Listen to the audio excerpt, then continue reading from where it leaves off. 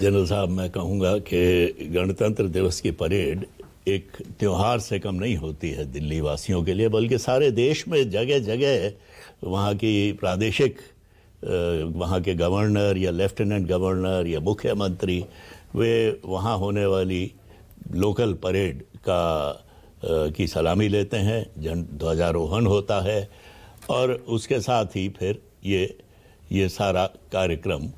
देश भर में मनाया जाता है। शाम को बीटिंग रिट्रीट होती है जो कि कुछ साल बाद शुरू हुई थी और एक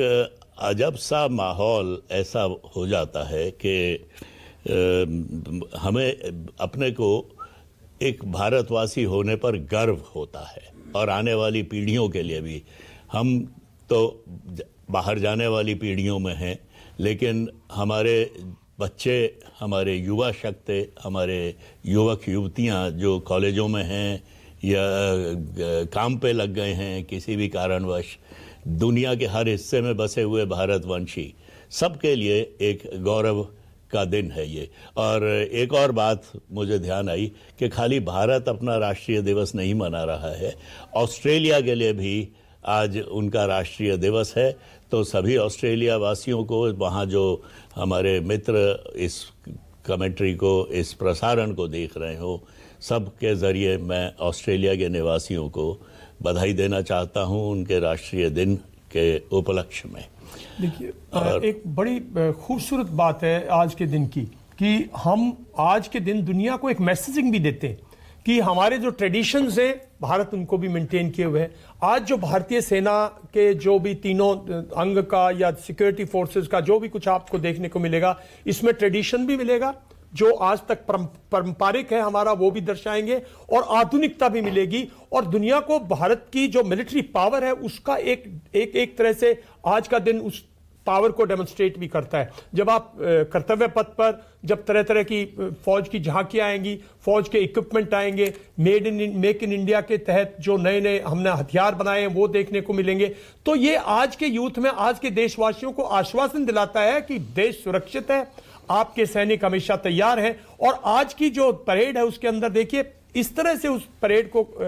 ऑर्केस्ट्रेट किया है, इस तरह उस ढांचे को इस तरह से बुना है कि आप उस तरह देखेंगे जिस तरह लड़ाई में आप जाते हैं, कि जिस तरह से आपकी सेना लड़ाई में पहले रैक की सर्वेलेंस करती है, फिर आप उस पर दुश्मन की कमजोरियों को ढूंढते हैं, फिर आप उसको पूरी तीनों सेना का मिल के जब आप उसको एक स्ट्रैटेजी के तहत पे किस तरह से फिर आपकी मसल पावर, जो आपकी फायर पावर है, उसको डेमोन्स्ट्रेट करते हो, तो सारी चीजें देखने को मिलेंगी जिससे मैं समझता हूं देश में, और जैसे आपने कहा हर सूबे, हर प्रांत में, हर प्रांत की राजधानी में मनाया जा रहा है, तो चारों तरफ हर उल्लास है। साथ में तरह तरह की झांकियां भी दिखेंगे जिससे कि हर प्रांत में किस तरह से कल्चरल डेवलपमेंट हो रही है, कल्चरल साथ साथ में आधुनिकता को ध्यान में रखते हुए, तो सारा नज़ारा देखने को मिलेगा। और मैं समझता हूं जैसे ही परेड स्टार्ट होएगी एक आप नई उमंग देखेंगे, नई उम्मीद देखेंगे राजपथ से। जनरल साहब, इसी बीच प्रधानमंत्री पहुंचने वाले हैं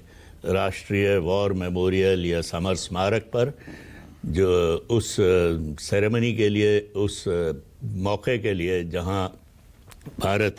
अपने कृतज्ञ राष्ट्र, अपने शहीदों को श्रद्धांजलि देता है। ये पहले ये होता था इंडिया गेट पर, वो वॉर मेमोरियल युद्ध जो भारतीयों ने, जिन वीर सैनिकों ने पहली और दूसरी बड़ी लड़ाई विश्व युद्धों में और उसके अलावा मेसोपोटामिया, इजिप्ट, मिस्र वगैरह, इन सब देशों में जिन्होंने अंग्रेज़ फ़ौज के झंडे के तले हालांकि वे लड़े थे, लेकिन उनकी बहादुरी की कहानियाँ सारी दुनिया आज भी याद करती है इतिहास में। तो इंडिया गेट उनकी याद में अंग्रेज़ों ने दिल्ली में स्थापित किया था और उसके नीचे एक अमर जवान ज्योति पिछले करीब 40-50 साल से वहां पर प्रज्वलित रहती है। 1971 वॉर के बाद 71 में जब बांग्लादेश आज़ाद हुआ, पाकिस्तान, ईस्ट पाकिस्तान से भारत का युद्ध हुआ था और उसमें विजय के बाद वहाँ पे अखंड ज्योति जलाई गई थी अनाम सैनिक को श्रद्धांजलि देने के लिए। देश का प्रधानमंत्री वहाँ देश की तरफ से, हर नागरिक की तरफ से अपनी श्रद्धांजलि देने के लिए जाते थे। अब कुछ वर्ष से क्योंकि एक अधिकृत वॉर मेमोरियल या समर स्मारक उसी के पीछे के इलाके में स्थापित कर दिया गया है। तो देखिए, आपने फर्स्ट वर्ल्ड वॉर और सेकेंड वर्ल्ड वॉर की बात की। जो प्रथम महायुद्ध और द्वितीय महायुद्ध में अगर आप देखें, बेशक आप उसको ब्रिटिश इंडियन आर्मी कहें या, लेकिन वो इंडियन आर्मी थी, वो भारत के जवान थे, वो भारत के सैनिक थे। और उन सैनिकों का जो रोल है फर्स्ट वर्ल्ड वॉर और सेकेंड वर्ल्ड वॉर में, ये पूरी की पूरी दुनिया के जितने इतिहासकार हैं, जितने मिलिट्री हिस्टोरियंस हैं, सबने रिकॉग्नाइज किया है कि जो हिंदुस्तान का जवान था, जो हिंदुस्तान की सेना थी, उसने फर्स्ट वर्ल्ड वॉर और सेकेंड वर्ल्ड वॉर में फासिस्ट फोर्सेस को, उन फोर्सेस को जो कि फंडामेंटलिस्ट थी, फासिस्ट थी, जिनके अंदर एक तरह से आप समझो दुनिया को कॉन्कर करने की ख्वाहिश थी, जो दुनिया को गुलामी, भारत खुद गुलाम होते हुए भी भारतीयों ने जो रोल उस टाइम पे प्ले किया है, वो बहुत ही दुनिया में उसका सम्मान है। अगर आप कभी भी जाएं, आप इंग्लैंड में जाएं, आप फ्रांस में जाएं, जितने मेमोरियल्स हैं, जो participation first world war second world war में जो हमारे जवानों ने, जो, और नॉर्थ ईस्ट में जापान तो हमारे द्वार पे आ खड़ा हुआ था ना, तो उनको धकेलने में जो भारतीय सेना ने, जो भारत के लोगों ने, भारतीयों ने जो उस दौर में, जो ब्रिटिश इंडियन आर्मी कह सकते हैं आप, लेकिन जो बहादुरी है आपके सपूतों की, वो तो साहब झंडा उसमें किस देश के नीचे थे, किस देश का झंडा था, वो मैटर नहीं करता। उसमें एक चीज दुनिया को ये था कि भारत, और इसीलिए अंग्रेज भी समझ गया था कि भारत को आजादी देनी अनिवार्य है। यूके भी और अमेरिका भी समझ गया था कि दुनिया में एक देश में ऐसे वासी हैं, इतने वीर सपूत हैं, जो अगर अपने देश से बाहर आके इसके लिए इतना बड़ा लड़ाई लड़ सकते हैं, तो अपनी देश की आजादी के लिए कुछ भी कर सकते हैं। तो ये भारतीयता को, भारत के नौजवानों को, भारत के सपूतों को, मैं समझता हूं first world war second world war की जो रिकॉग्निशन है इंडिया गेट पर, वो अपने आप में मान्य है। और उसमें हमारे दादा परदादाओं के नाम है साहब, जो पुराने सैनिक हैं, जो परिवार हैं, जो सैनिक परिवार हैं, जो जुड़े हुए हैं, उन सब के नाम है। तो उसको हम हमेशा नमन करते हैं, वो हमेशा रहेगी। और भारत का इंडिया गेट है साहब, वो कब बना, किसने बनवाया, वो अहमियत नहीं है। भारत की मिट्टी पर बना, भारत के लोगों ने बनाया, भारत के पत्थर से बना, भारत के लोग, भारतीयता है उसमें भी पूरी की पूरी। प्रधानमंत्री शायद एक आध मिनट में समर स्मारक पर पहुंच रहे हैं और पूरे 10 बजे ये कार्यक्रम वहां होगा। बिगुल वादक बिगुल बजाएंगे, शोक शस्त्र होगा, फिर राउज होगा। आज वहाँ पर गार्ड ऑफ ऑनर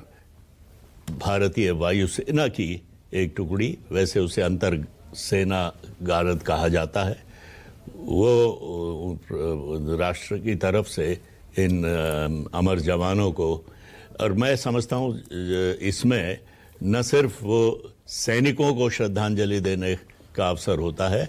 उन वीर बहादुरों के लिए भी जो कि असैनिक थे, महात्मा गांधी या नेताजी सुभाष चंद्र बोस या पंडित जवाहरलाल नेहरू या उनकी पीढ़ी के सरदार पटेल, बड़े बड़े वो लोग, जो लाला लाजपत राय, बिल्कुल इतिहास भरा पड़ा है। ये सब जिन सन 57 की लड़ाई जिन लोगों ने लड़ी थी आजादी के लिए, जिन्होंने विद्रोह किया था अंग्रेजी सरकार के विरुद्ध, सब जिसमें भारत के हर धर्म का सैनिक लड़ा था और असैनिक लड़ा था। मौलाना आजाद जैसे नेता थे, उसमें रफी अहमद किदवई थे। इन लोगों ने जो लड़ाई लड़ी थी, इन सबको भी इसी मौके पर देश की तरफ से श्रद्धांजलि दी जाती है। तो ये बहुत ही मार्मिक क्षण होते हैं जब एक पूरा राष्ट्र नतमस्तक होकर अपने वीर योद्धाओं को, जिन्होंने चाहे हिंसा चाहे अहिंसा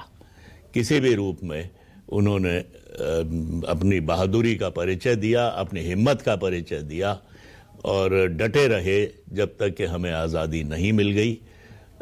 विदेशी सल्तनत से।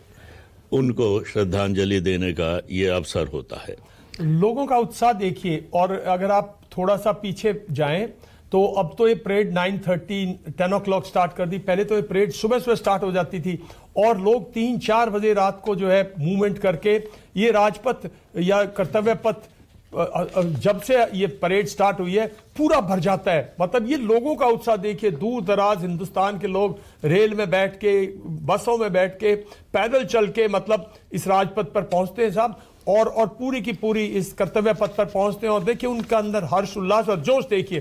तो भारत जो है वो इसी से बना हुआ है। भारत की यही खासियत है, इंडो गंजेटिक गोदावरी गोमती जो सभ्यता उसका यही एक रूप है कि लोगों के अंदर हमेशा उत्साह मिलेगा, लोगों में जोश मिलेगा, लोगों में मुस्कुराहट मिलेगी, और अपने दुख दर्द को लोग नहीं, बल्कि कोई भी देश में अगर आप चले जाएं तो भारत जैसा एनवायरनमेंट आपको कहीं नहीं मिलेगा। हमारी सड़कों पे भीड़ सही, लेकिन हमारी सड़कों पर रौनक भी है।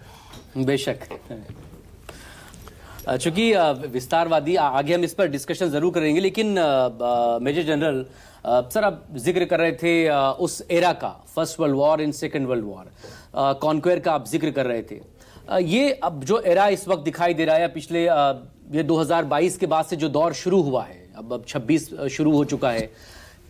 अपने आप को मजबूत करना कितना जरूरी है। और हर साल चूंकि हम गणतंत्र दिवस की परेड में देखते हैं कि हमारी सेना का शौर्य कैसा है, क्या क्या हमारे पास मजबूती है, किस तरह के फाइटर जेट हमारे पास हैं, हमारा मिलिट्री कितना इक्विप्ड है। अब इसमें आत्मनिर्भर भारत की थीम इस बार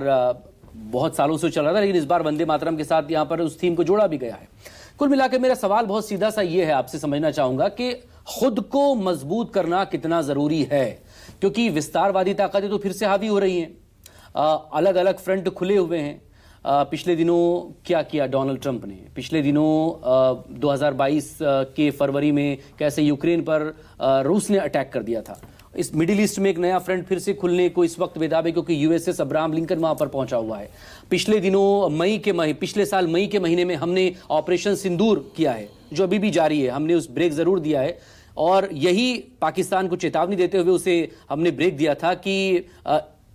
हर एक कदम जो अब उठेगा टेररिस्ट एक्टिविटी का पाकिस्तान की तरफ से, वो एक्ट ऑफ वार माना जाएगा। तो आज के इस दिन प्लीज जरा इस पर भी बात करें कि हम कितने मजबूत हैं और हमें और कितना मजबूत होना जरूरी है।